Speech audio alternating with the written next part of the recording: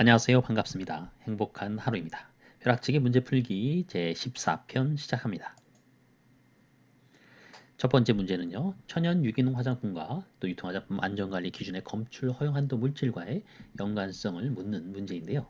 자, 천연 화장품, 유기농 화장품을 제조하는 작업장 및 제조 설비의 세척제로 여러 가지 특정된 물질들을 사용할 수 있는데요. 이 중에 특정 조건을 가진 에톡실화 계면활성제를 사용할 수가 있습니다. 이때 에톡시와 제조 과정에서 부산물로서 생성되는 유해물질로서 유통화장품 안전관리 기준에 정하는 검출 허용한도 물질 그리고 그 허용한도를 고르는 문제입니다. 자, 정답 찾아내셨을까요? 디옥산입니다. 디옥산 그리고 보기 중에 또 디옥산의 검출 허용 한도를 또 분류해놨죠. 100ppm이죠. 100 마이크로그램 per 그램. 2번이 정답인데요. 이렇게 굉장히 많은 종류의 계면활성제가 있죠. 대표적으로 음이온 계면활성제 우리가 많이 알고 있는 설페이트계 SLS, SLES, 소디움 라우릴 설페이트, 소디움 라우레스 설페이트 뿐만 아니고 또 비이온 계면활성제 중에서는요. 폴리옥시에틸렌 20몰, 40몰, 60몰 부과되어 있는 하이드로제네이티드 캐스토일 이런 것들도 있고요.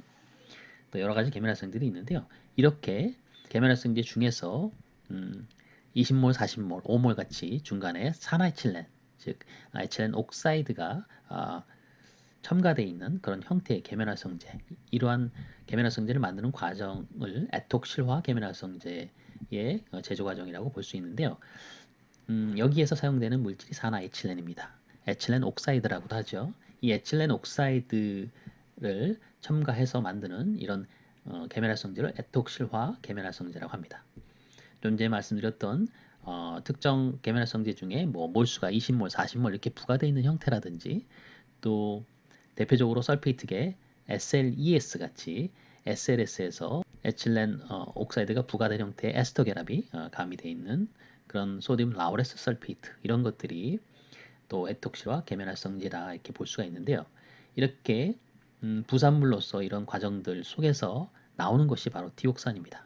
저 디옥산은 이 발암물질로서도 많이 알려져 있죠.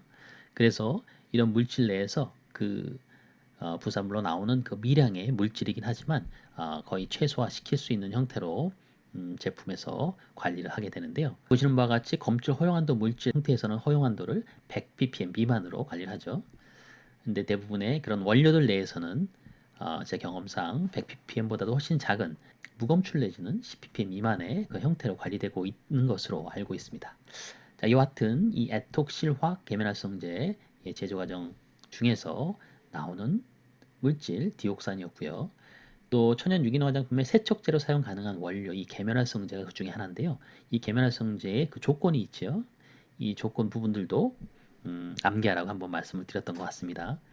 재생이 가능한 조건 그리고 EC, IC, LC50 이거는 이 성분을 쉽게 생각하면 이 물질을 시험군의 동물에 투여했을 때 시험군 동물 수의 절반 이상이 죽는 치사량입니다. 즉 이 양이 많을수록 독성이 낮다, 좋다는 의미겠죠. 그 기준점으로 이 세척제에 사용 가능한 원료의 그 계면활성제 조건은 10mg per 리터 이 정도의 수치를 이상이 되어야 되는 계면활성제 조건을 가져야 하고요. 또 혐기성, 호기성, 즉 산소가 있고 없는 조건 하에서 쉽게 빠르게 생분해되는 생분해도를 70% 이상 28일 지난 다음에 70% 이상 되어야 한다라는 것과 또 에톡시와 계면활성제는 전체 계면활성제 50% 이하이고 에톡시라가 8번 이하인 거 이러한 조건들을 갖춰야 된다는 거 같이 기억하시고 가실게요. 디옥산 좀 더 살펴볼까요? 구조가 이런 형태입니다. 이런 형태 벤젠고리 형태의 산소 원자가 딱 붙어 있죠. 두 개가. 자, 디옥산은요. 다음 같은 방법으로 분석을 할 수 있는데요. 이 검출 허용한도 형태의 그 물질이기 때문에 분석할 수 있는 분석법들도 또 식약처에서 소개가 되고 있습니다. 자, 디옥산 다음과 같은 화학 구조를 갖고 있고 분자식은 탄소가 4개, 수소가 8개, 산소가 2개 형태지요. 약 88 정도가 되고요. 시험 방법으로서는 전부 다의 내용들을 하나하나 읽을 수는 없고요. 특정한 형태, 자, 검체 디옥산을 일정량을 넣어서 황산나트륨 용액에 넣고 흔들어서 검액을 만들어준다. 황산나트륨. 그리고 이러한 황산나트륨을 가지고 최종적으로는 이 기체 크로마토그래피, GC라고도 하죠. 기체 크로마토그래피를 사용해서 분석물질 디옥산을 분석을 한다라는 정도로 한번 이해하시고 가시면 어떨까요? 자, 디옥산, 다음과 같은 화학구조, 황산나트륨 용액으로 검액으로 만든다. 기체 크로마토그래피를 가지고 분석한다. 이 정도까지 알고 넘어가시면 좋겠습니다. 자, 두 번째 맞춤형 화장품 관련돼서 표시기제와 관련된 부분입니다. 내용량이 20ml다. 내용량이 20ml인 포장인 경우에 반드시 표시해야 될 성분을 모두 고르시오라고 보기에 가나다라 마파까지 나와 있고요. 이 중에 골라내는 문제입니다. 잘 골라내셨을까요? 정답은 2번 나다마바입니다. 나다마바, 녹색 245, 페녹시에탄올, 글라이콜릭 액시드 유용성 감초 추출물입니다. 자, 본 내용은요. 시행규칙 제19조 화장품 포장의 기재 표시 등에 대한 사항 제2항에 나와 있죠. 2항 중에 제3호 내용량이 10ml 초과 50ml 이하, 10g 초과 50g 이하의 화장품 포장에 다음 항목의 성분을 제외한 성분은 다 생략할 수 있고 다음의 내용은 반드시 써야 되죠. 즉 20ml는 요 안에 포함되니까 성분은 생략할 수가 있습니다. 표시기지에서 포장의 표시기지의 사항에서 생략할 수 있지만 생략한다 하더라도 요 성분만은 반드시 적어라 하는 내용이었죠. 타르색소 금박, 샴푸린스에 들어있는 인산염, 과일산, 기능성 화장품 효능효과 고시원료, 또 사용한도를 고시한 화장품이죠. 그 부분을 골라내면 되지요. 녹색 245 바로 타르색소죠. 타르색소이면서 사용한도도 0.01%로 정해져 있습니다. 자, 눈 주위 입술에 사용할 수 없는 그런 성분으로 그런 색소이죠. 타르색소이기 때문에 표시를 해야 되겠죠. 페녹시에탄올은 보존제로서 사용한도를 고시한 화장품의 원료이죠. 마찬가지로 표시해야 됩니다. 글라이콜릭 액시드 아하입니다. 아하. 과일산 아하죠. 알파하이드록시 액시드 아하에 해당되는 성분이기 때문에 또 써야 되고요. 유용성 감소 추출물 역시 기능성 화장품의 미백과 관련된 효능 효과를 나타나게 하는 고시 원료입니다. 그래서 네 가지 나다, 마바가 정답이 되겠습니다. 자, 다음 설비 중 다음은 제조 탱크에 대한 구성 재질, 자, 설비와 관련된 내용이죠. 구성 재질과 관련된 설명을 가장 적절한 것. 자, 표면은 주영 물질, 거친 표면, 또 저항력에 대한 얘기, 또 선호되는 재질, 또 설비 부품 사이의 전기화학 반응 이런 말들이 나오죠. 정답 3번입니다. 자, 표면 물질로 선호되는 재질은 스테인리스 스틸이다. 이 말이 정답이죠. 탱크에 대한 구성 재질입니다. 탱크 제품들을 제조할 때 사용하는 그런 설비죠. 구성 재질로서는 다음과 같은 특성들을 갖고 있어야 되는데요. 이 중에 예시에 나와 있는 부분 위주로 볼까요? 일단 표면은 주영 물질 또는 거친 표면이어야 한다. 이 표면은요. 청소나 소독이 굉장히 용이한 형태로 잘 닦일 수 있는 광을 낸 표면이 가장 바람직합니다. 주영 물질이나 거친 표면이라면 표면에 굴곡이 있다는 얘기고요. 이런 굴곡이 있는 형태면은 제품들이 또 뭉치게 돼서 깨끗하게 청소하기가 어렵고 또 그런 구석구석으로 미생물이나 그런 여러 가지 다른 오염원들로 인해서 교차 오염을 일으킬 수 있기 때문에 매끄러운 형태의 광을 낸 표면이 가장 바람직합니다. 그리고요 외부 표면의 코팅, 외부 표면의 코팅 여기에 탱크 같은 경우에 코팅 같은 것들을 할 수가 있는데요. 이런 코팅을 하게 됐을 경우에 코팅 물질이 내용물하고 반응이 있으면 안 되겠죠. 즉 내용물하고는 저항력을 갖고 있어야 된다라고 표현을 하고 있습니다. 외부 표면의 코팅은 제품에 대한 저항력이 있어야 된다는 얘기죠. 그리고 설비 부품들 사이에서 일어나는 전기화학 반응이 발생되면 절대 안 되겠죠. 무시하면 안 됩니다. 자, 그래서 그렇게 정답 3번이 맞는 부분이고요. 같이 한번 볼까요? 설비 부품들 사이에서는 전기화학 반응을 최소화해야 되고요. 가능한 한 매끄러운 평면이어야 된다. 그렇죠? 가능한 한 매끄러운 평면이어야 되고요. 외부 표면에 코팅하는 제품에 대한 저항력이 있어야 되고요. 스테인리스 스틸 형태의 재질을 사용해서 부식이라든지 기타 안정성이 있는 그런 재질을 이용해야 할 것입니다. 자, 다음 문제 볼까요? 내용의 원료의 입고 기준에 대한 부분인데요. 자, 입고 기준에 필요한 그런 내용들이 무엇일까요? 일단 정답은 3번이네요. 3번 외에 나머지는 다 적합하고 맞는 설명이죠. 자, 원자재를 입고할 때 구매 요구서, 즉 내가 구매를 할 때 이러한 것들을 가져와 달라라고 요구서, 요청서를 보내죠. 그렇게 되면 거기에 원자재를 공급하는 업체에서는 그 공급업체에 그 원자재에 대한 성적서를 첨부하게 되겠죠.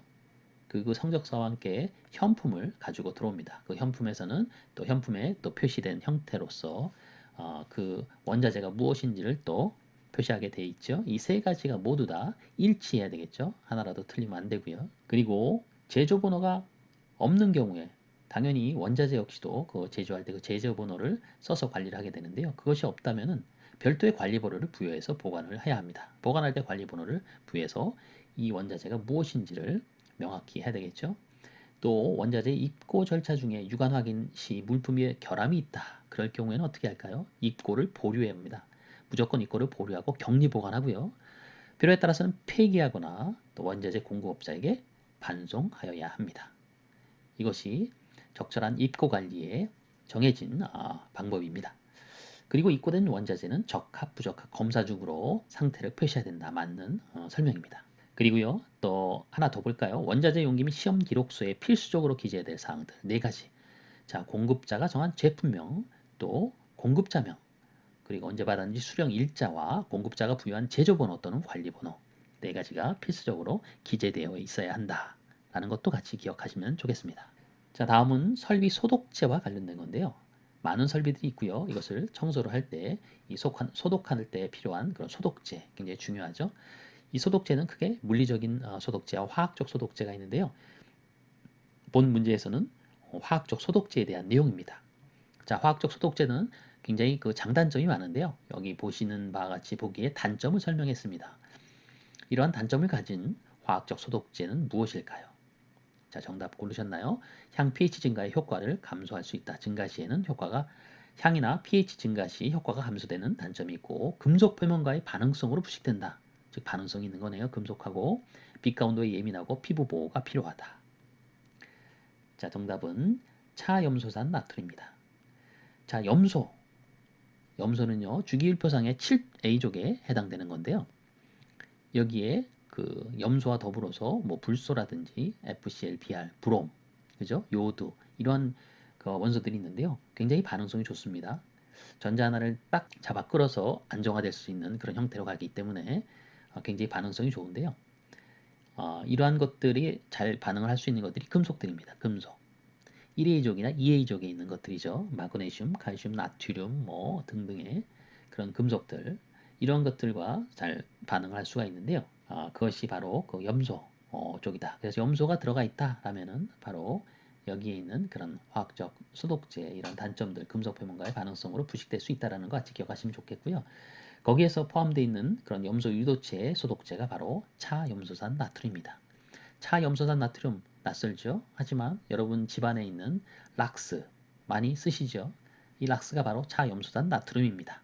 그렇게 이해하시면 더 편하실 것 같습니다. 기타 차염소산 칼슘, 차염소산 리튬 이런 것들이 있지요. 자, 딴 것도 볼까요? 화학적 소독제 되게 많은데요. 양이온 계면활성제, 알코올, 페놀, 인산, 땡땡도 있네요. 자, 양이온 계면활성제는요. 중성 알칼리에 가장 효과적인 그런 화학적 소독제다. 이렇게 기억하시면 좋을 것 같습니다. 경수나 음이온 세정제에서 불활성이 된다. 어떤 것들이 있죠? 4급 암모늄 화합물입니다. 그리고 과산화수소 이거 많이 들어보셨죠? 사용상 제한이 필요한 원료 쪽에 기타 성분으로도 포함되어 있죠. 그리고 또 연모제에서 사용될 수 있죠. 12%까지 쓸 수 있다고 했었고요.